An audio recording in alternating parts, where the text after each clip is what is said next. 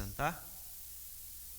Quero convidar os irmãos a abrir a palavra do Senhor na carta de Paulo aos Efésios, capítulo 6.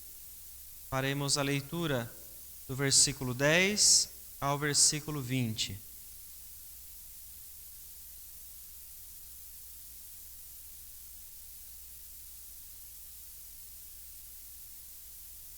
Efésios capítulo 6, versículo 10 ao versículo de número 20.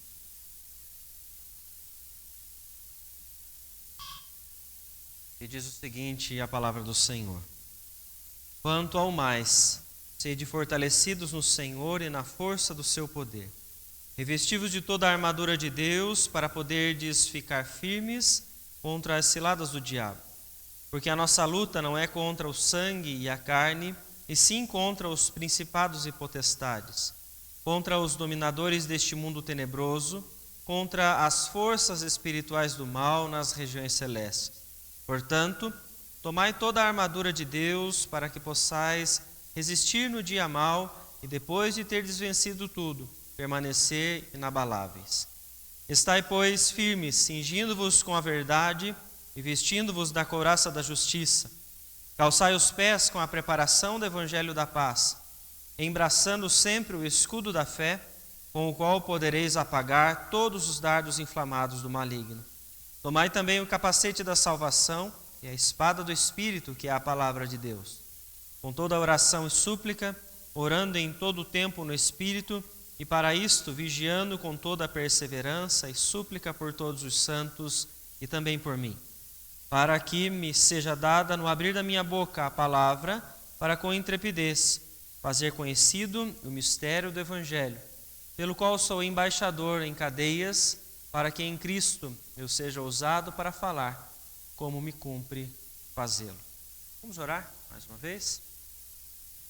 Querido Deus, é em nome de Jesus que nós agradecemos a Ti pela oportunidade que o Senhor está nos dando de estar lendo a Tua palavra com liberdade. Nós pedimos ao Senhor que ilumine as nossas mentes nesse momento. Que o Senhor direcione, ó Pai, os nossos pensamentos.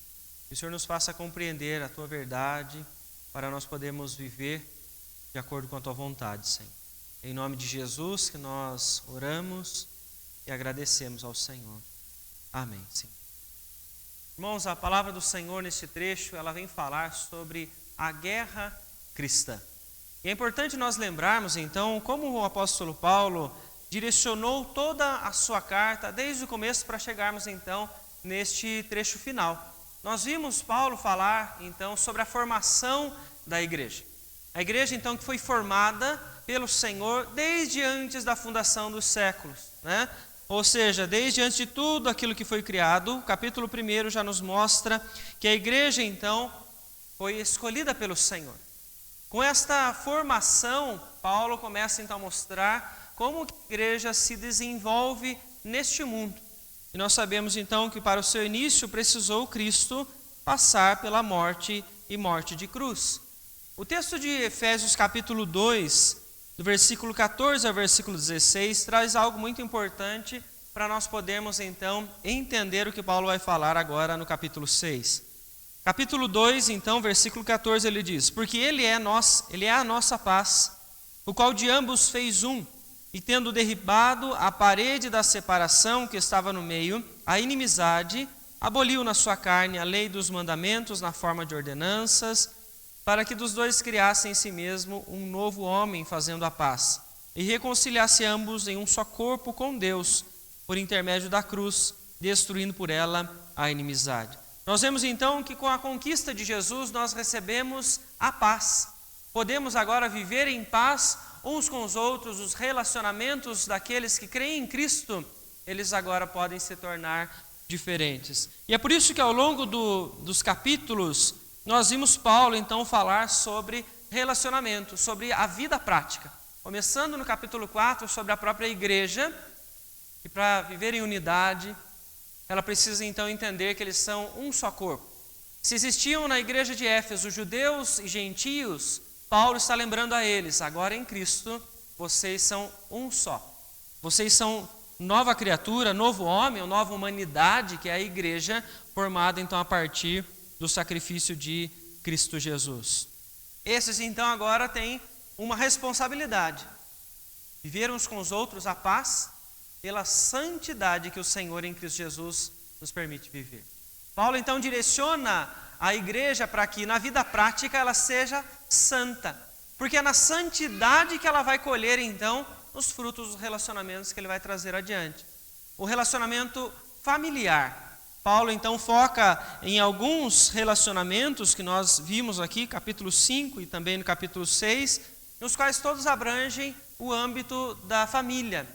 Seja o relacionamento entre o marido e a mulher, entre pais e filhos, ou entre senhores e escravos, que nós falamos na semana passada. Porque isso, então, também é visto como ambiente familiar. Nós vemos, então, que todos eles precisam ser, precisam ser vividos a paz de Cristo Jesus, para que o Senhor possa ser honrado em todos esses ambientes, em todos os momentos da vida da igreja. Então, nós falamos aqui sobre a formação da igreja, toda a base, a doutrina que Paulo traz, até o capítulo 4, sobre essa estrutura que o Senhor, então, traz para nós podermos viver. E a partir do 4, então, ele fala sobre esta questão prática. Se Jesus traz, então, a paz para todos os relacionamentos, por que nós vemos, então, Paulo agora inserir a guerra?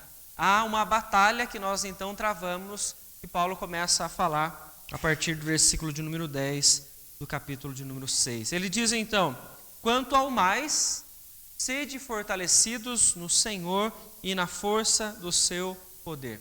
Ou seja, Paulo estava falando sobre alguns momentos, sobre algumas circunstâncias nas quais, de forma prática, a igreja agora precisa viver a paz, porque ela vai, então, estar em guerra constante, ela está numa batalha constante, e ela precisa, então, entender agora, os crentes que estão inseridos nesses ambientes, que eles precisam honrar ao Senhor Jesus em todos os momentos. Quanto ao mais, ou seja, em quantos outros lugares, outras circunstâncias que a igreja estiver vivendo, ela precisa, então, entender que essa luta não acaba. Ou seja, vão existir vários momentos onde a igreja vai poder buscar, e aqui ele traz aqui, então, a força para vencer as suas lutas. A força, então, que não virá deles mesmos, não virá de cada um de nós, da nossa sabedoria, das nossas capacidades, mas é algo que vem do Senhor. Salmo de número 24, versículo 8, a palavra nos diz: quem é o Rei da Glória? O Senhor, forte e poderoso, o Senhor poderoso nas batalhas.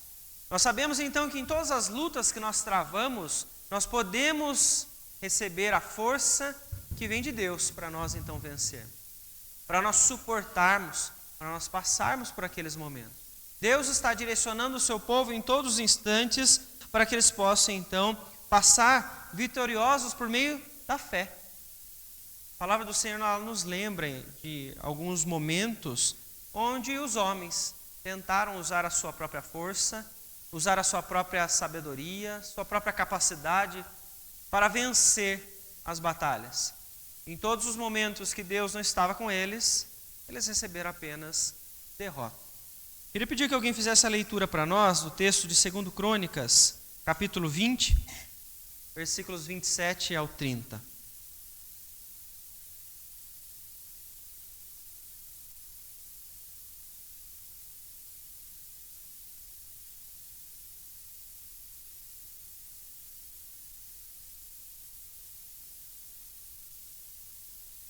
Segundo.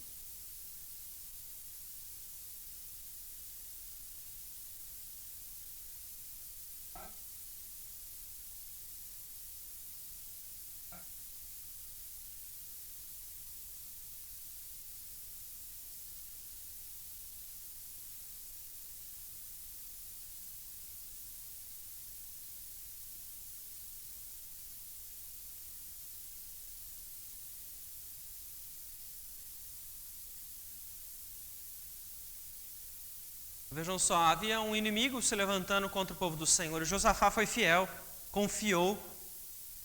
Então nós vemos aqui a força que o Senhor dá ao seu povo, na proteção, na coragem, na ousadia, para eles continuarem as suas lutas. E aqui é um dos exemplos que nós temos em toda a palavra para este Deus Todo-Poderoso que está então direcionando aqueles que o servem, aqueles que nele confiam. É interessante que o versículo 30 diz que o reino de Josafá teve paz. É o Senhor quem traz essa paz.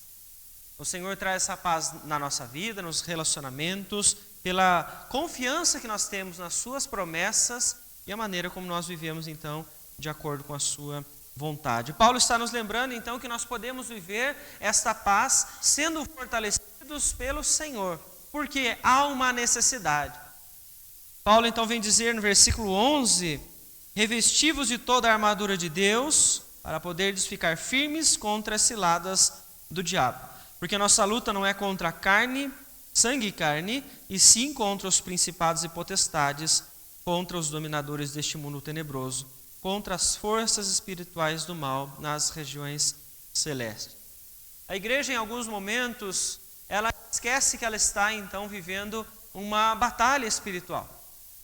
Estamos em constante luta e nós sabemos, conforme as Escrituras nos mostram, que nós temos um inimigo, Satanás, que está tentando encontrar diversos meios para nos enfraquecer, não vencer, enfraquecer a igreja, para que a igreja se afaste da vontade do Senhor, para que a igreja peque contra o Senhor, para que eles então não façam aquilo que é agradável a Deus. E nós vemos então que ele pode utilizar diversos momentos, diversos meios, até mesmo pessoas, para tentar atacar a igreja, para tentar influenciar os crentes, porque ele não domina os crentes, ele não tem poder sobre aqueles que estão servindo ao Senhor Jesus, mas ele pode usar os meios onde eles vivem e as pessoas deste mundo para então tentar nos atingir.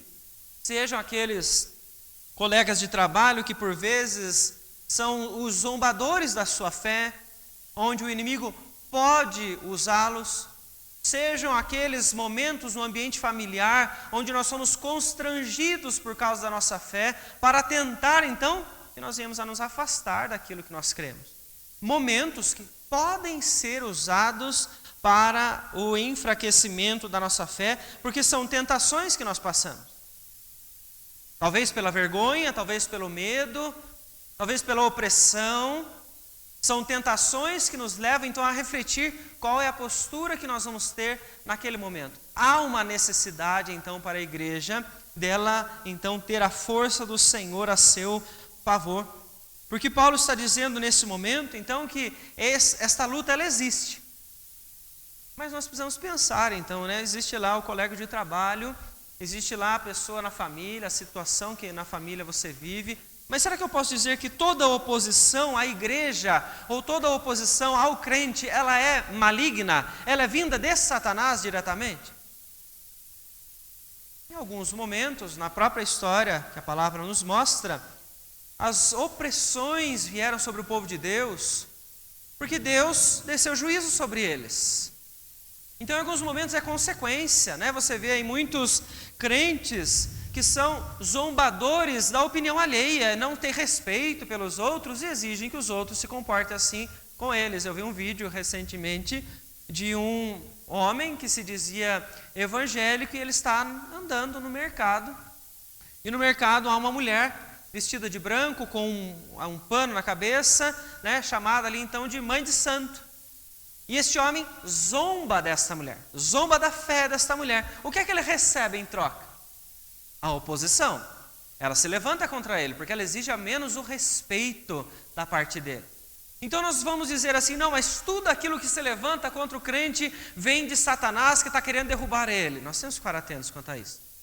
Não podemos culpar Satanás por todas as dificuldades que nós passamos, por toda oposição que se levanta. Em alguns momentos a igreja não sabe se comportar como igreja e ela acaba provocando às pessoas as reações que nós vemos por aí. Então nós temos que agir com sabedoria. Mas o que Paulo está dizendo aqui para nós é que apesar destas ações erradas da igreja, nós temos um inimigo. Nós temos um inimigo que se levanta para tentar então criar, né, pelas ciladas, pelas circunstâncias, tentar encontrar então momentos para que a igreja se enfraqueça, para que a igreja não esteja então fazendo aquilo que o Senhor a chamou para fazer. Você precisa de força para isso. Você pode, em todos esses momentos de tentação, você usar aquilo que a sua própria sabedoria, as suas próprias estratégias, a sua própria força física, e você, em todos os momentos que estiver sendo atacado pelo inimigo, para você ser enfraquecido e usar a sua força, você tem que se lembrar que você vai perder essa batalha. Você não tem força para lutar contra aquilo, então, sua, física, humana, para você então vencer aquilo que é espiritual.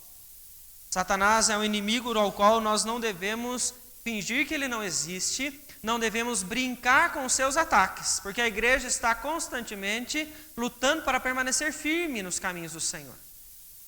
Satanás, como diz na carta de Pedro, está ao nosso derredor como um leão à sua presa, para tentar encontrar brechas, para tentar encontrar momentos nos quais nós permitimos que ele então influencie, seja pelo meio, seja pelas nossas próprias vontades. Ele é sutil, ele é astuto, então ele vai tentar de alguma maneira. Então nós não podemos brincar com esses ataques.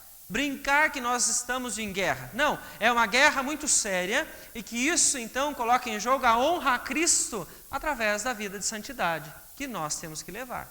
Por isso Paulo então ele vem construindo esta ideia conforme os capítulos se passam. Ele fala sobre a vida da igreja, qual é o propósito da igreja em honrar a Cristo, que então conquistou, para que eles vivam em santidade nos relacionamentos, na vida cotidiana. Quanto ao mais, então, vocês precisam de força, busquem isso diretamente no Senhor, porque Ele vai poder trazer a vocês. Paulo nos lembra, então, que a nossa luta principal, nós temos ataques vindos de sistemas que se formam, pessoas que se levantam, mas além disso, nós sempre, então, vamos encontrar os ataques vindos do próprio inimigo. Então é uma vida, uma luta que não é visível a nós, que não está clara aos olhos de todos. E portanto, ela é mais sutil ainda, ela nos atinge e às vezes nós nem percebemos. Esta batalha então é contra principados e potestades, contra o exército de Satanás, em demônios, aos quais ele usa em circunstâncias, usa em pessoas, para poder direcionar alguns momentos contra as nossas vidas. Paulo então vem nos lembrar que o dia mau virá sobre nós, e nós vamos poder resistir, o dia das batalhas, o dia da tentação, o dia desses ataques, eles vêm sobre nós, e nós então podemos permanecer inabaláveis. Ou seja, firmes, para continuar servindo ao nosso Mestre, apesar de todas as circunstâncias. E aí então ele traz para nós como isso é possível. Ele diz então sobre a armadura de Deus, pois como diz Paulo em Romanos, capítulo 8, versículo 31, se Deus está conosco, quem será contra? Quem terá força então para te vencer? Se o Senhor estiver com você. E como é que o Senhor vai estar com você? Como é que Deus está com a igreja para que a igreja possa vencer essas lutas que ela tem? E aí então Paulo diz sobre esta armadura, versículo 13, portanto tomai, vistam esta armadura que Deus está fornecendo. Então não é uma armadura que é fruto das estratégias humanas. Não é algo que nós estamos criando.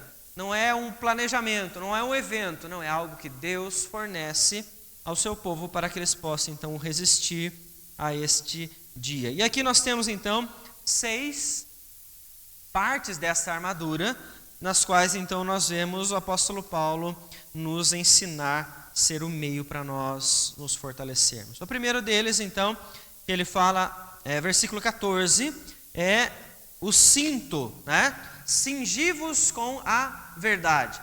Este cinto, então, conforme você vai encontrar os comentaristas falarem sobre a estrutura de uma armadura, ele era aquele que trazia a unidade em todas as peças da armadura.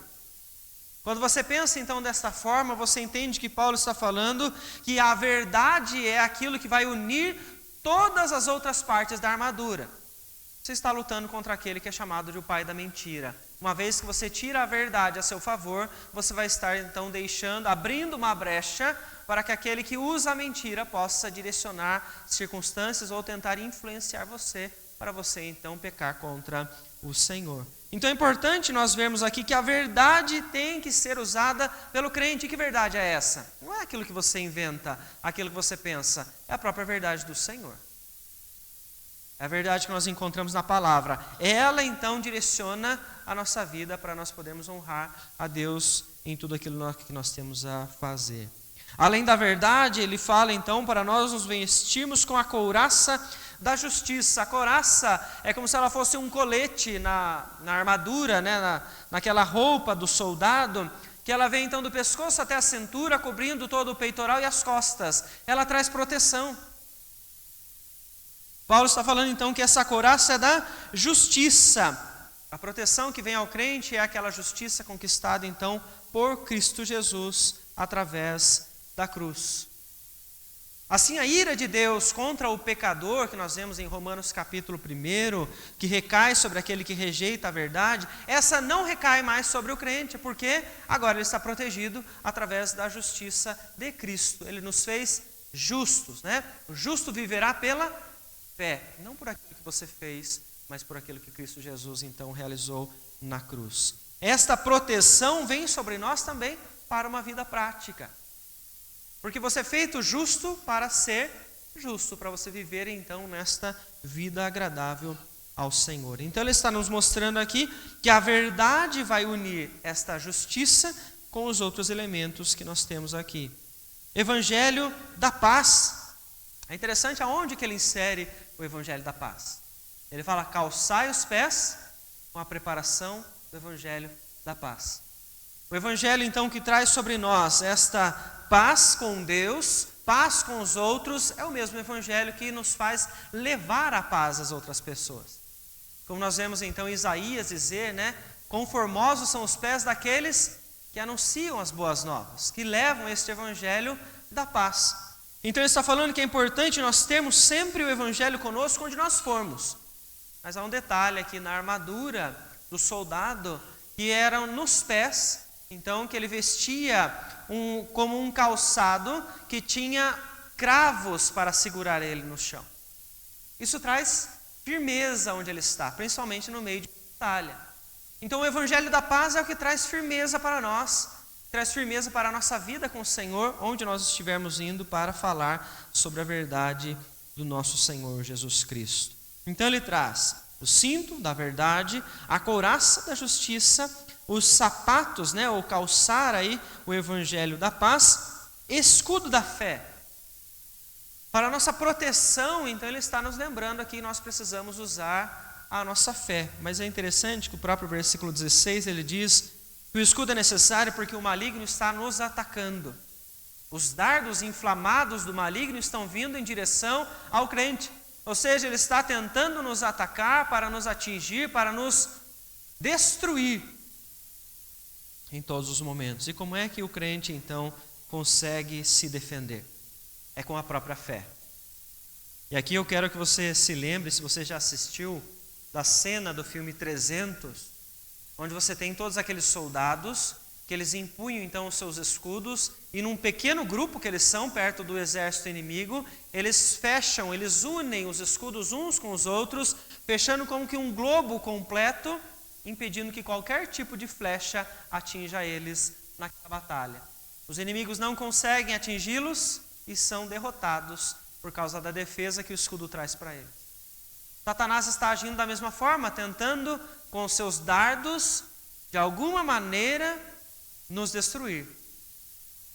E assim com a nossa fé, então nós temos esta proteção. A confiança que nós temos no nosso Senhor. Nós podemos então vencer esses ataques que Satanás traz sobre as nossas vidas. Além disso, nós temos também um capacete da salvação, capacete que vai proteger então a cabeça. Nós podemos entender, Paulo está falando aqui sobre a nossa mente.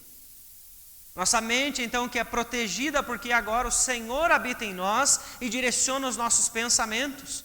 Nós cremos no Senhor e nós entendemos então que pela fé nós somos salvos pelo nosso Deus e nada altera essa nossa mentalidade. Por mais que você vivencie ataques intensos vindos de Satanás, nada vai fazer com que a mente do cristão mude de pensamento com relação à sua eternidade.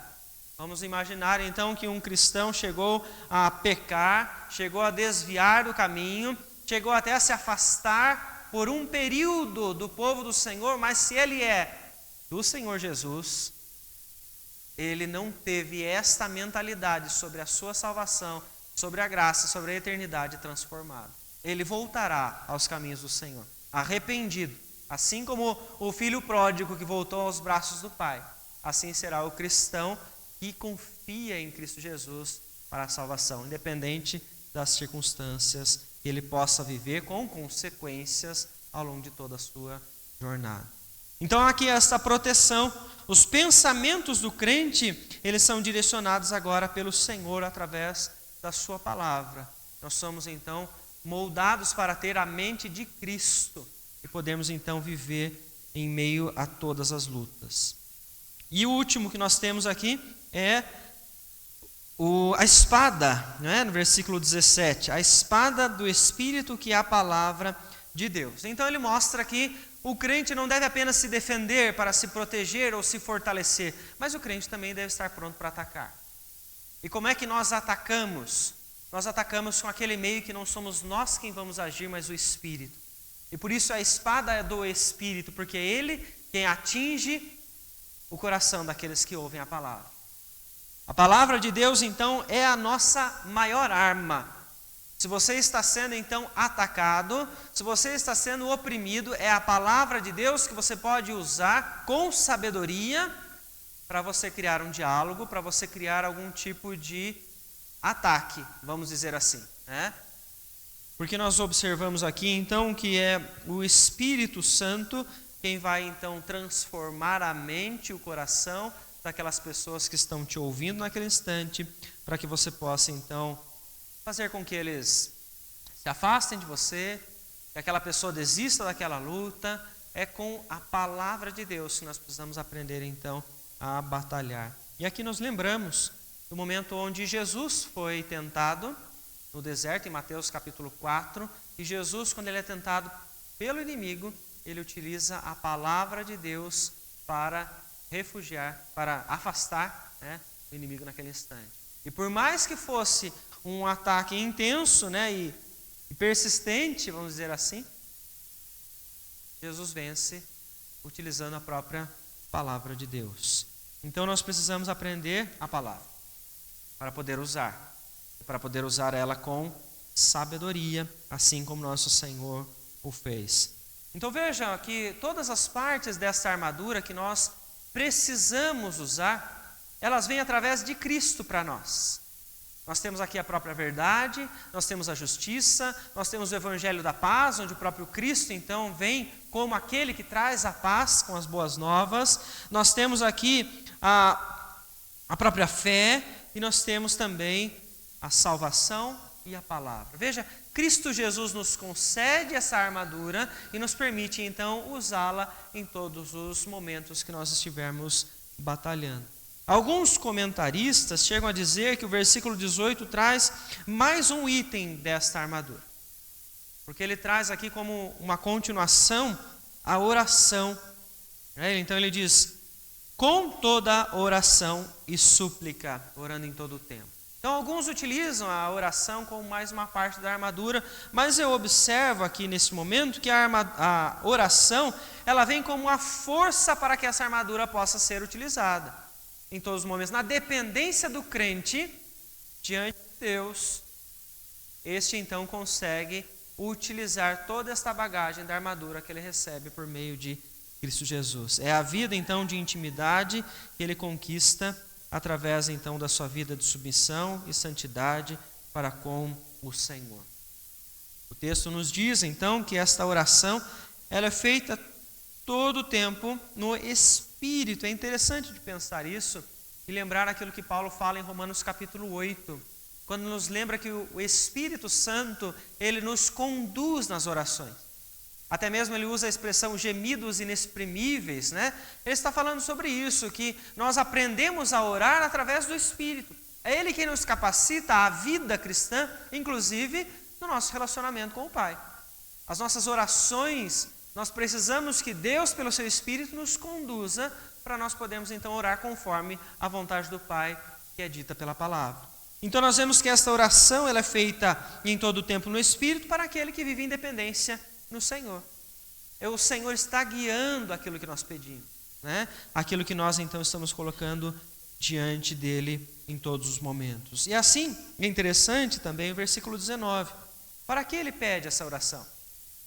Ele pede por todos os santos, pela consciência de que todos os santos estão então em batalha, estão na mesma guerra, mas ele pede por ele. E aqui eu vejo então qual é o maior objetivo, né, das ciladas do diabo que ele traz no versículo 11. Porque Paulo está falando então, orem também por mim, para que me seja dado no abrir da minha boca a palavra para com intrepidez fazer conhecido o mistério do Evangelho. Quando a igreja então ela é atingida por Satanás e permite, né, ela cai nas ciladas do inimigo, ela não só se afasta do Senhor, mas como ela deixa de falar sobre o Senhor, ela deixa de anunciar as boas novas sobre Cristo Jesus. Independente da circunstância que nós vivemos, seja no ambiente familiar, ou seja no ambiente de trabalho, onde for que você está vivendo os ataques, quando você então se deixa atingir por esses dardos, você deixa de falar, você deixa de viver, você deixa de mostrar às pessoas aquele que te salvou, aquele que pode transformar essas vidas, aquele que pela verdade então pode salvar inclusive aqueles que você está ali batalhando a todo tempo, que são contra Cristo Jesus. Porque Paulo pede isso. Ele pede para que as orações, que são a força do crente para viver e usar a armadura, ele diz então que esta oração ela vai trazer intrepidez para que ele possa pregar o Evangelho em todos os momentos. O que eu compreendo então quando Paulo fala sobre essa guerra que nós estamos travando, que é invisível aos nossos olhos, nós precisamos lembrar então que nós não podemos em nenhum instante negligenciar ela. Quando a igreja então ela baixa a guarda, se nós podemos dizer assim, quando a igreja ela se esquece que em todos os momentos ela está travando uma batalha, é nesses momentos então que a igreja vai deixar de olhar para Cristo para servi-lo, para pregar o Evangelho, para honrar ao Senhor com a sua vida e com as suas palavras. Existem circunstâncias que você está vivendo, e você precisa então orar ao Senhor e pedir para que Deus te dê discernimento, te dê sabedoria, porque muitos desses momentos Satanás está usando para sugar a sua força, para tirar o seu foco, para te fazer distrair do alvo maior que você tem, que é honrar a Cristo Jesus. Então lembre-se disso. A batalha espiritual é uma realidade para todo crente. Nós não podemos então deixar de lado, né, para nós podermos agradar ao nosso Deus. Uma segunda questão que nós vemos aqui, através do que Paulo vem pedir logo no final, é que nós devemos nos empenhar em todos os momentos para pregar a palavra, pregar a verdade. Independente da circunstância que nós estamos vivendo, nós temos que cumprir com o nosso propósito de anunciar a Cristo Jesus, levar as boas novas onde nós estamos e para quem nós estamos então sendo levados pelo nosso Senhor. Não podemos desanimar de falar sobre a verdade que transforma. O Espírito do Senhor vai então converter os corações quando nós nos lembrarmos que a palavra é o meio para isso acontecer. Quando nós deixamos então de falar a verdade, falar o Evangelho, nós estamos deixando de cumprir o nosso propósito no meio, no lugar. Não, nós estamos aqui então apenas em meio a amigos, né? E com os amigos nós não precisamos mais defender a verdade, defender o Evangelho, não precisamos pregar a palavra para os familiares, não. Este é o meio pelo qual o Senhor vai trazer a paz para os relacionamentos, para os círculos sociais que você está vivendo. Então devemos nos empenhar para falar o Evangelho de Cristo Jesus em todos os momentos. E não esquecer que diante da luta espiritual que nós estamos travando, precisamos usar toda a armadura que Deus nos concedeu. Então, não é apenas uma das partes, mas lembrar aquilo que o Senhor conquistou por nós na cruz e utilizar então para nós vencermos os ataques, né, que nós estamos recebendo em todos os momentos.